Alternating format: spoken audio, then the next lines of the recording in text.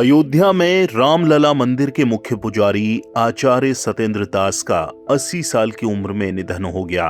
12 फरवरी को सुबह 7 बजे लखनऊ पीजीआई में उन्होंने आखिरी सांस ली। 3 फरवरी को ब्रेन हेमरेज के बाद उनको अयोध्या से लखनऊ रेफर किया गया था। सत्येंद्र दास 32 साल से राम जन्मभूमि में बतौर मुख्य पुजारी सेवा दे रहे थे। वे 6 दिसंबर 1992 को बाबरी विध्वंस के समय रामलला को गोद में लेकर भागे थे। सत्येंद्र दास का जन्म संत कबीर नगर जिले में 20 मई 1945 में हुआ था। ये जिला अयोध्या से 98 किलोमीटर दूर है।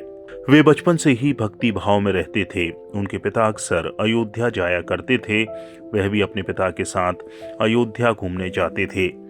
अयोध्या में उनके पिता अभिराम दास जी के आश्रम में आते थे। सत्येंद्र दास भी अभिराम जी के आश्रम में आने लगे थे।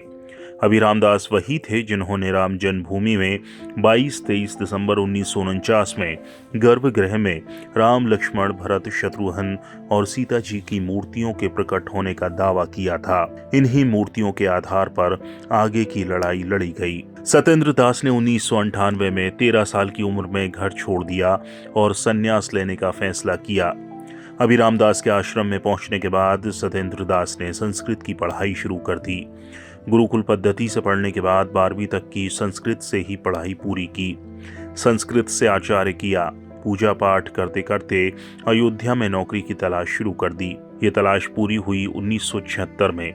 उन्हें अयोध्या के संस्कृत महाविद्यालय में व्याकरण विभाग में सहायक टीचर की नौकरी मिल गई। उस समय 75 रुपये तनख्वाह मिलने लगी। इस दौरान वे राम जन्मभूमि भी आया जाया करते थे।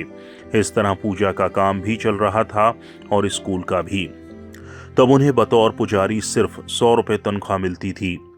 जब 30 जून 2007 को वे अध्यापक पद से रिटायर हुए तो उन्हें फिर यहाँ 13,000 रुपये तनख्वाह मिलने लगी। सहायक पुजारियों को 8,000 रुपये की तनख्वाह मिल रही थी। ब्यूरो रिपोर्ट, चौथा खंबा।